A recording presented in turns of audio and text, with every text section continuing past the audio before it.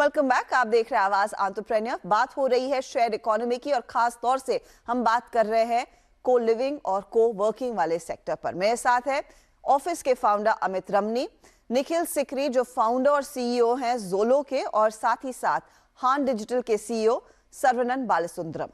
सरन, मुझे ये बताइए, ये जो थोड़ा बहुत पेन हमने देखा है, is it here to stay for the rest of the year या फिर कुछ पिकअप देखने को मिला? जैसे निखिल ने खुद एग्जाम्पल दिया कि कम्युनिटी में ही आपको नई नौकरी, नए लीड्स मिल जाते हैं, तो जितने लोगों की छटनी हुई है उसमें से कितने लोग वापस बैक इन द वर्कफोर्स जुड़े हैं या फिर कितना समय लग सकता है? No, certainly, it is not going to end here. So little more slowdown I'm expecting to happen from most of our large startup communities that we are supporting as a manpower supplier, giving a lot of talent intelligence services to our customers. We get to see next 1 or 2 quarters are going to be very, very cautious based on the optimization strategy what they adopt. Certainly after 2 quarters, I definitely see a lot more improvisation happening, more number of new jobs being created because of the last couple of quarters over hiring. People don't want to even replace the attrition backfill, and so is your new growth hiring also, they put it on hold.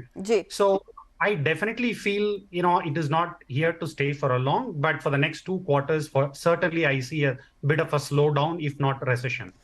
कोई खास sectors जहां पर आपने slow down ज्यादा deepen होते देखा है? I know the edutech companies were hit really hard, उसके बाद कुछ सोशल कॉमर्स कंपनियों में भी हमने कई सारे छटनी के आंकड़े देखे.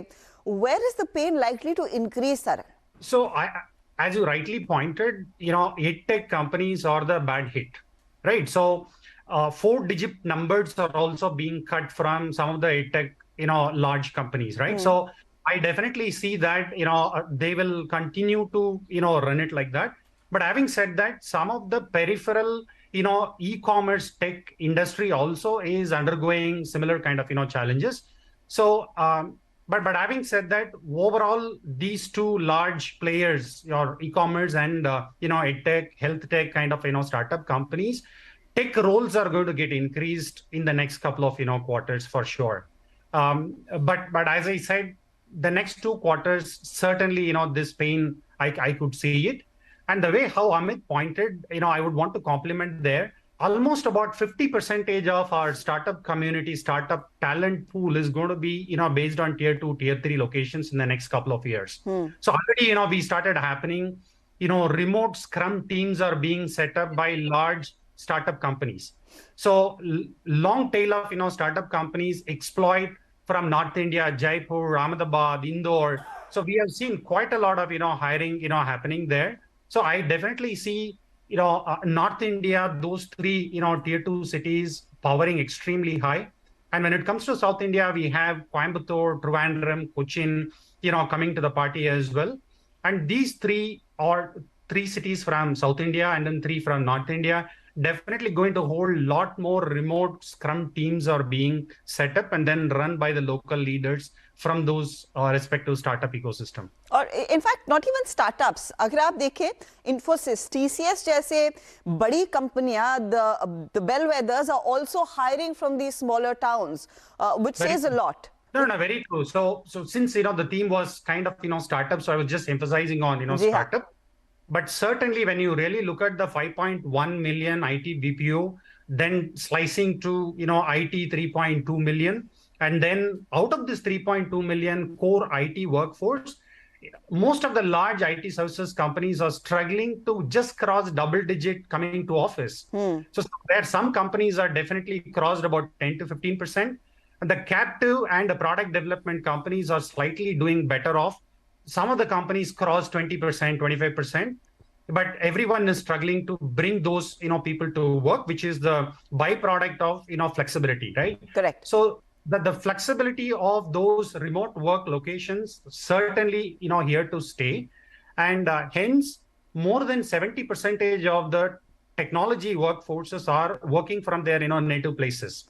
So from our 100+ customer base, we have done a research where we found beyond 36 kilometer, if somebody is living, from whichever offices that they set up, they don't want to come to, work. They don't want to come to work, which means you continue to work on, a remote mode, right? So that is definitely here to stay. And that's why the hybrid model also works. Amit, अब ये जो tier 2 में demand बढ़ रही है कर्मचारियों की, चाहे वो दिग्गज कंपनियां हो या फिर स्टार्टअप इकोसिस्टम से हो, ये आपके लिए कितनी बड़ी अपॉर्चुनिटी पोज करता है? क्योंकि जैसे हमने पिछले साल बातचीत की थी, आपने कहा था कि यहीं पर स्केल देखने को मिलेगा, तो आपका कितना investment in tier 2 towns, tier 2, tier 3 towns में बढ़ रहा है? स्केल कैसे कर रहे हैं आप इन शहरों में? अर्षदा, हमारा सबसे पहले टाउन 2018 में चंडीगढ़ था। आज हमारे सेंटर्स हैं Ahmedabad, Indore, Jaipur, Bhubaneswar and very soon in Lucknow, Nagpur, Vijayawada, Kochi, Coimbatore. So हमारे लिए तो बड़ा क्लियर है कि there are 18 cities that will matter in India. 9 बड़ी सिटीज जो टियर 1 मेट्रोज हैं और 9 ये जो सिटीज का मैंने नाम लिया।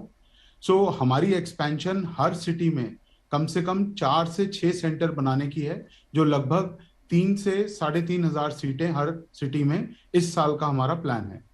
सो हमारा टोटल पोर्टफोलियो अभी अबाउट 80,000 सीटों का है। साल के एंड तक 1,20,000 सीटें हो जाएंगी, 200 सेंटर हो जाएंगे, और उनमें से कम 25 से 30 centre will be in tier 2 cities. So almost 15% of our total portfolio will be in tier 2 cities.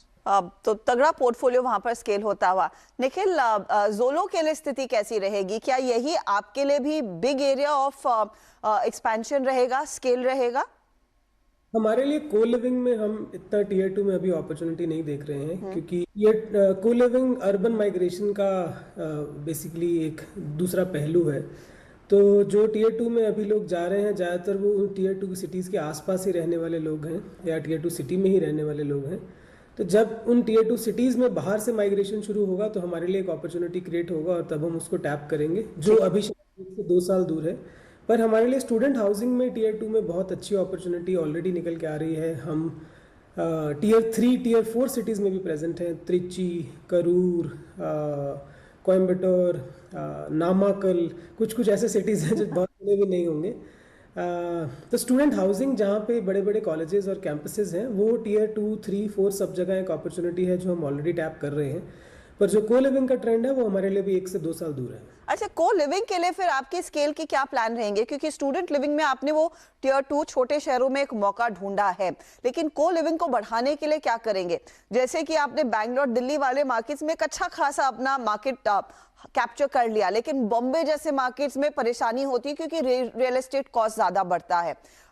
तो अब स्केल कहाँ से आएगा आपके लिए को लिविंग के लिए? हर्षदा, को लिविंग के लिए हम नए मूवमेंट के लिए for lack of better word मोहताज नहीं है, क्योंकि एक मार्केट इतनी बड़ी है कि हम अगर उसका 5% भी कैप्चर कर लें तो हम IPO रेडी कंपनी है, और उसके बाद 5 और कर लें तो अगले 5 साल का भी इंतजाम हो गया। हम इस कोई जल्दबाजी में फैसला भी नहीं लेना चाह रहे हैं कि अगर टियर 1 में हमारे पास इतना अपॉर्चुनिटी है कि हम अपने अगले 5 से 7 साल के फाइनेंशियल गोल्स और स्ट्रेटेजिक गोल्स पूरे कर सकते हैं। तो इसलिए हम अभी ज़्यादा टियर 2, टियर 3 की तरफ नहीं देख रहे हैं जब तक वहाँ अपॉर्चुनिटी एकदम शीशे की तरह साफ नहीं हो जाती। Fair enough. अमित, फाइनल सवाल मैं आपसे समझना चाहूंगी, एक समय था कि आप कमर्शियल प्रॉपर्टीज काफी आसानी से हाथ में ले रहे थे क्योंकि बाकी मार्केट में उतनी डिमांड नहीं थी, अब डिमांड भी वापस आई है, तो डील जो आप साइन कर रहे हैं क्या वो हायर प्राइसिंग पर हो रही है, and what impact does it have on your profitability and numbers? So Arshada, I think अलग अलग मार्केट्स का अलग अलग रिएक्शन है। जैसे मुंबई का मार्केट है, वहां पे रेंटल अप है, बैंगलोर का CBD मार्केट है, वहां पे रेंटल अप है, बट कुछ मार्केट्स हैं जहां पे रेंटल का इतना ज्यादा इम्पैक्ट नहीं आया है। प्लस मैंने इसी प्रोग्राम पे अपना जो हमारा मॉडल है, जो हम पार्टनर करते हैं लैंडलॉर्ड्स के साथ, वो हमारा 75% ऑफ आवर टोटल पोर्टफोलियो, जो आज 135 प्रॉपर्टियां ऑपरेशनल है, उसमें से 100+ properties partnership with the landlord के साथ हैं। तो उसमें हमारे को तो बहुत ज्यादा इम्पैक्ट आया नहीं है। इनफैक्ट हमारी जो ग्रोथ है लास्ट 2 साल में, हमने अपना साइज 25,000 सीटों से ऑलमोस्ट 80,000 सीटें आज ऑपरेशनल हैं, तो ऑलमोस्ट 3 गुना साइज कर लिया लास्ट 2 साल में। तो वो तो ऑन द बैक ऑफ हमारा जो पार्टनरशिप मॉडल है उसी पे था। जिस मार्केट में थोड़ा बहुत प्लस माइनस प्लस हुआ भी है, वहां पे clients are also willing to pay higher. So profitability पे तो कोई इम्पैक्ट नहीं है, बल्कि रेवेन्यू की जो ग्रोथ है बहुत सॉलिड रही है और profitability has been very very consistent because हमारा मॉडल जो है बहुत डिफरेंट है और उस मॉडल में हमारी प्रॉफिटेबिलिटी पे कोई इम्पैक्ट खास आया नहीं है। लेकिन एक बॉटम लाइन है, जब आप तीनों से मैं बातचीत कर रही हूं कि डिमांड अच्छी खासी है, भले ही छटनी हो रही हो, लेकिन शेयर इकोनॉमी में अच्छी खासी डिमांड लौटती हुई दिखाई दे रही है। बहुत बहुत शुक्रिया अमित, सरन और निखिल हमारे लिए समय निकालने के लिए, and wish you all the very best. Thank you. चलिए इसी के साथ मैं भी लूंगी आप सभी से इजाजत। आवाज एंटरप्रेन्योर में इस हफ्ते इतना ही। आपको हमारा शो कैसा लगा ये हमें आप जरूर बताएं। फेसबुक और ट्विटर पर हम हाजिर हैं। अगले हफ्ते फिर मुलाकात होगी। Take care.